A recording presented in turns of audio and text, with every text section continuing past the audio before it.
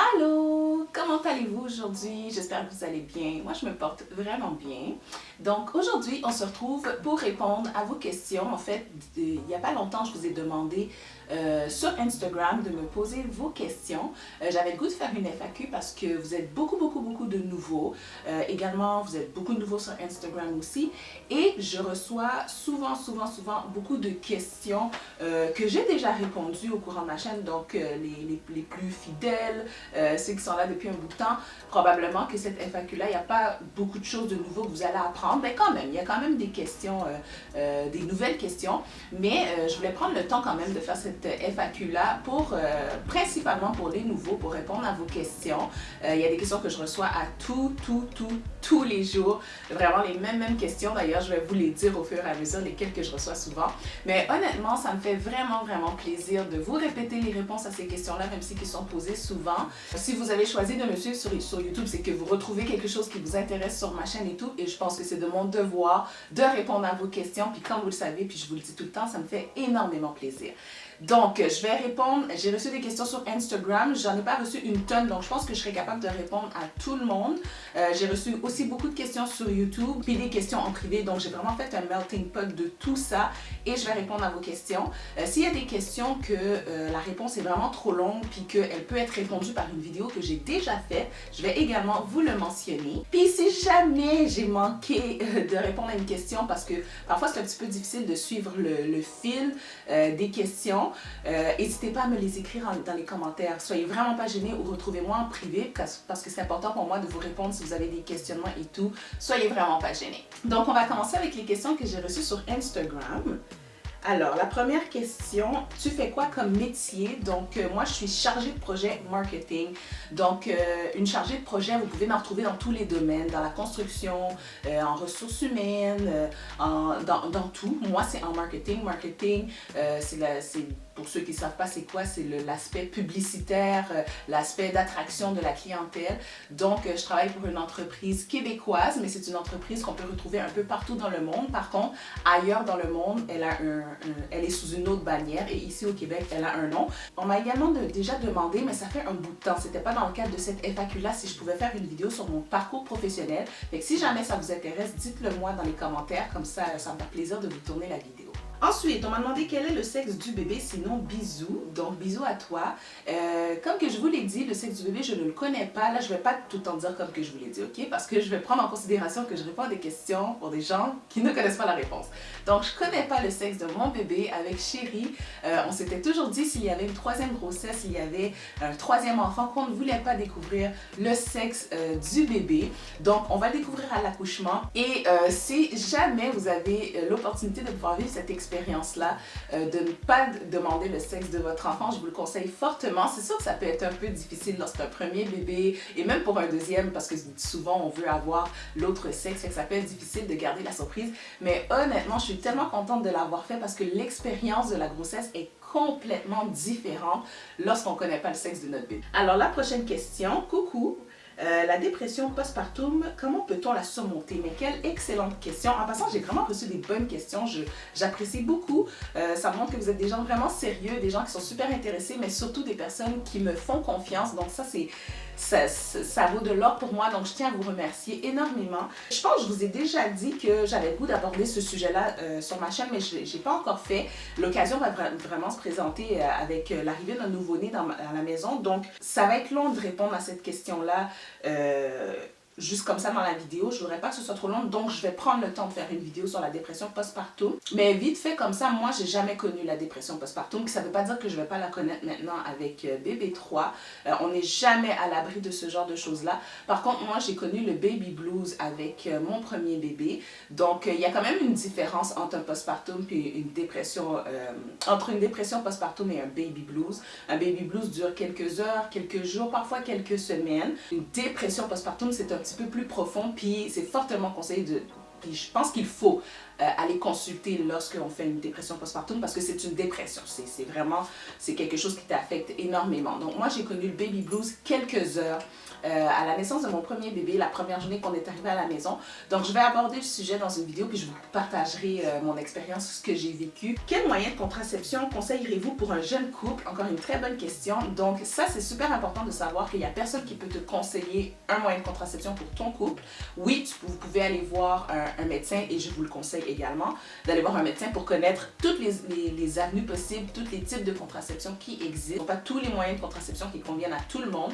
Donc que ce soit la capote, que ce soit la pilule contraceptive, que ce soit l'abstinence, parce que oui, l'abstinence c'est un moyen de contraception.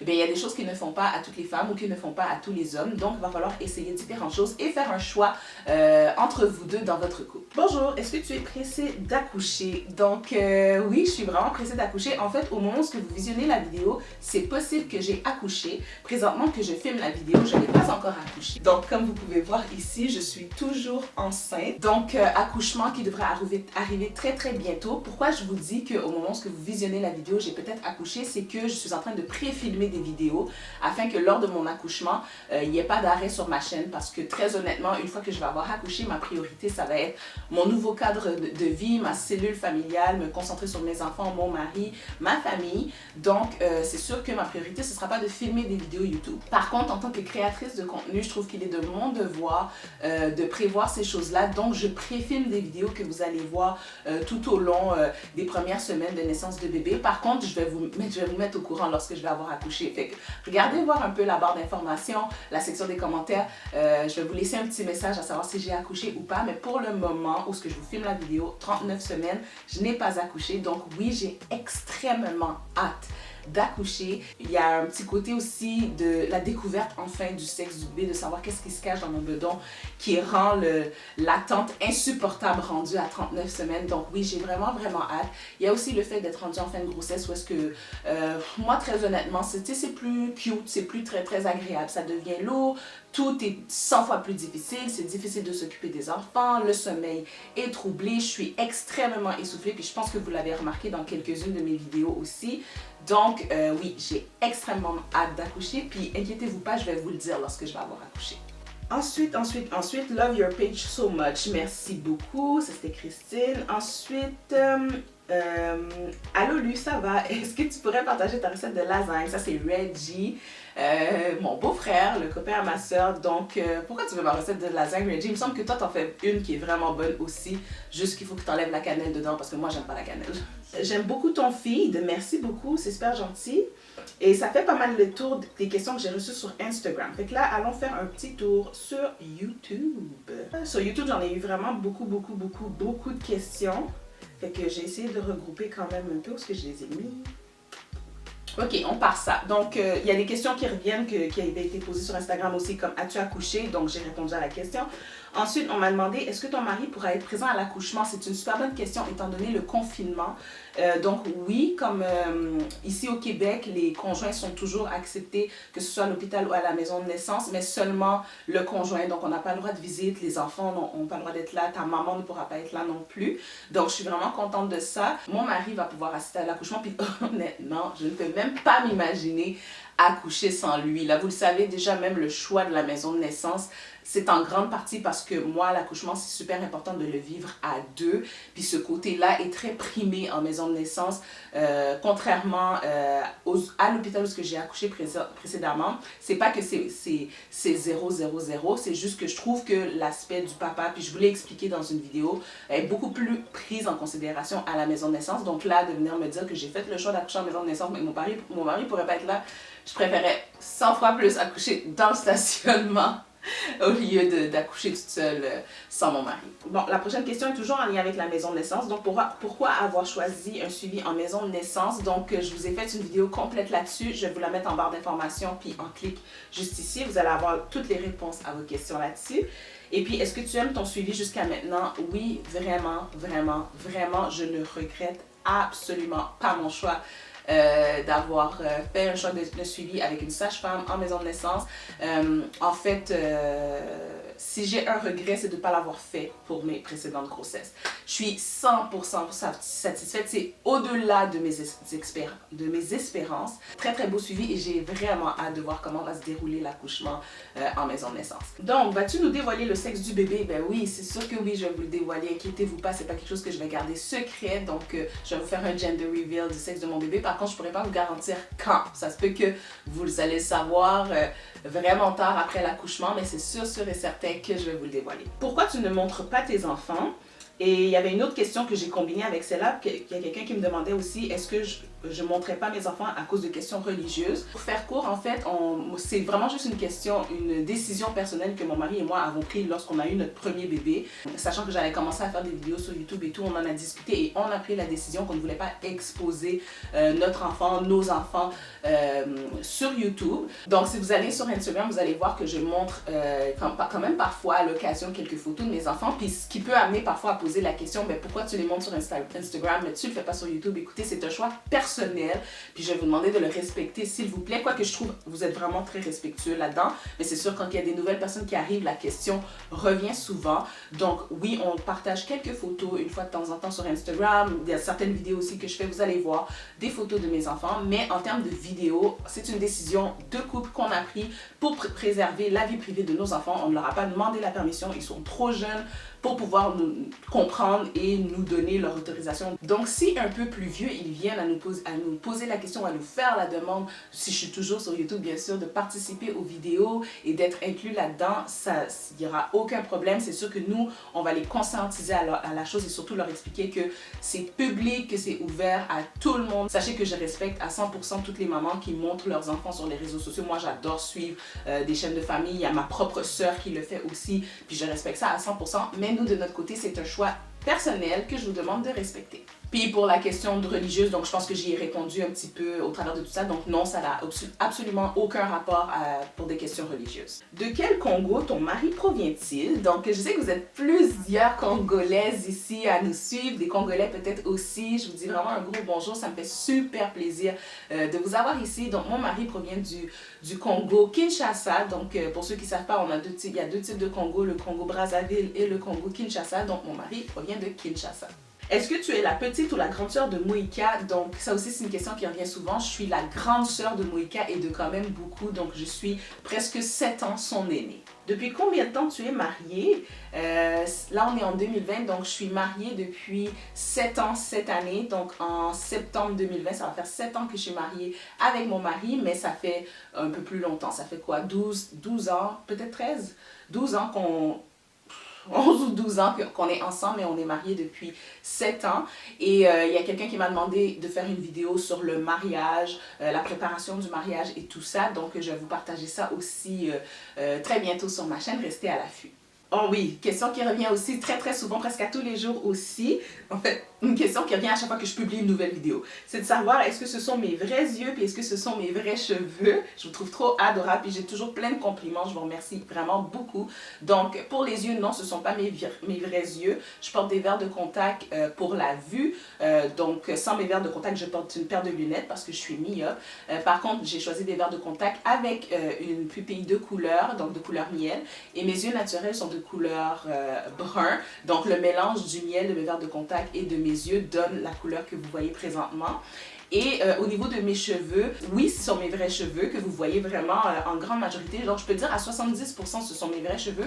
Par contre, je rajoute des extensions au bas. Fait que je varie toujours entre 3 ou 5 lignes d'extension. Les extensions proviennent de MR Flawless Sensation, qui est la compagnie de ma petite sœur. Je vais vous la mettre en barre d'informations. Allez voir, vraiment des cheveux de qualité. Ça fait extrêmement longtemps que je les ai, plus de 2 ans, et ils sont toujours en excellent état, mais il faut dire que je ne les porte pas nécessairement tous les jours et j'en ai pas beaucoup parce que j'ai naturellement des longs cheveux.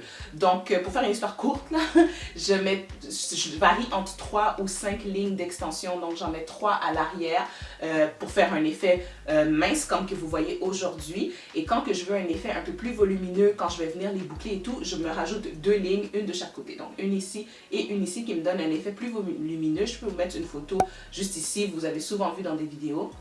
Puis quand je veux un effet plus mince, c'est ça. Donc c'est vraiment juste pour ajouter une petite longueur que je mets des extensions. Est-ce que tu aurais des astuces pour avoir 3 enfants dans la même chambre? Partager une vidéo sur des astuces pour avoir 2 enfants dans la même chambre. Mais si j'aurais des astuces à vous donner pour en avoir 3, je vous dirais d'utiliser un lit superposé pour pouvoir sauver de l'espace. Si vous avez une grande pièce, puis vous pouvez avoir 3 lits distincts, c'est super, mais pour sauver de l'espace, je vous dirais d'y aller avec un lit superposé et choisissez que le lit dans le bas soit un lit double. Puis ils en font tellement des beaux maintenant, donc ce serait le meilleur conseil que j'aurais pour vous. Que penses-tu, toujours dans la même vanne d'avoir plusieurs enfants dans la même chambre, on me demande, que penses-tu d'avoir un garçon et une fille dans la même chambre qui sont âgés de 7 et 8 ans? Moi, je dirais que ça dépend des enfants. Ça va être important de les consulter. Rendu à 7 et 8 ans, on commence à entrer tranquillement dans la phase de la préadolescence. Les enfants sont en mesure de réfléchir, de prendre des décisions. Donc, moi, par expérience personnelle, j'ai été dans la chambre, on a été dans la même chambre, moi et mon frère, puis même avec Moïka aussi, pendant plusieurs années.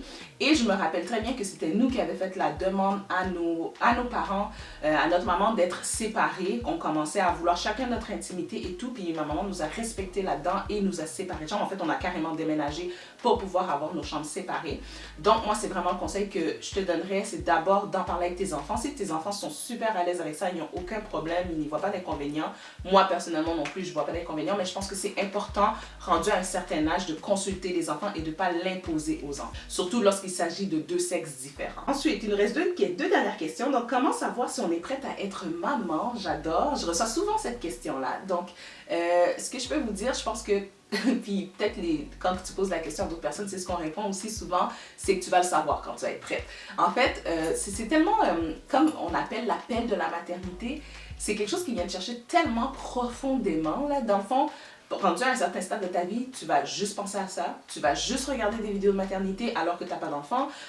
Partout où tu vas, c'est les femmes enceintes, tu vas les voir shiner, tu vas les trouver belles, tu vas t'imaginer enceinte aussi, tu vas être intéressée par tout ce qui a trait au bébé, à la maternité, à la vie de famille. Donc ça, c'est un élément, mais ça se peut aussi que tu n'ailles pas l'appel de la maternité, mais quand même que tu te sens prête à être maman. Puis la meilleure façon de pouvoir savoir si tu es prête, c'est d'en parler avec ton partenaire. Parce que oui, on peut être prête à être maman, mais ça se fait à 2. Hein? Un enfant, ça se fait pas tout seul. Voir où est-ce que vous êtes rendu dans votre vie, c'est quoi évalue un peu ton hygiène de vie, évalue ton statut professionnel aussi si tu y accordes l'importance. Fait que d'évaluer le tout avec ton conjoint, puis je pense que ça va être la meilleure façon d'avoir la réponse à ta question. La dernière question, qui est une question aussi que j'ai reçue plus qu'une fois, c'est de savoir si je vais vous parler de ma carrière de danseuse. J'ai fait énormément de danse dans mon enfance, dans mon adolescence et même un petit peu plus là, dans ma vie adulte et tout, en fait, jusqu'à ce que je devienne maman pour la première fois. Donc oui, c'est prévu de vous faire une vidéo où est-ce que je vais vous partager ma carrière de danseuse. J'ai vraiment hâte de vous la partager. C'est une vidéo qui me tient énormément à cœur. Et comme je compte de toute façon reprendre à faire de la danse, partager ça sur ma chaîne YouTube aussi, je pense qu'avant de commencer tout ça, ça va être bien de vous partager mon background en danse. Donc clairement, je vais vous faire cette vidéo-là. Et voilà, ça fait le tour des questions que j'ai reçues, les questions les plus populaires qui me sont le plus souvent posées. Gênez-vous pas si vous en avez d'autres de les mettre en commentaire, je vais vous répondre directement et tout. Puis si jamais j'en ai un trop gros volume, ça va me faire plaisir de faire une autre partie à cette FAQ-là. J'adore répondre à vos questions, voir comment vous êtes intéressés et tout, comment vous me faites confiance. Donc si vous n'êtes pas abonné à mes réseaux sociaux, n'hésitez pas à le faire. Facebook, Instagram, vous voulez voir quelques petites photos de mes enfants, c'est là que ça se passe. Et également des petites stories une fois de temps en temps, ça me fait toujours plaisir. Et sur Facebook, on a beaucoup plus de conversations en privé aussi, donc n'hésitez pas à me rejoindre là-bas. Donc voilà, j'espère que vous avez apprécié la vidéo, qu'elle a répondu à vos questions. Et d'ici ma prochaine vidéo, je vous envoie une belle dose d'amour. Portez-vous bien et je vous dis à la prochaine. Ciao tout le monde!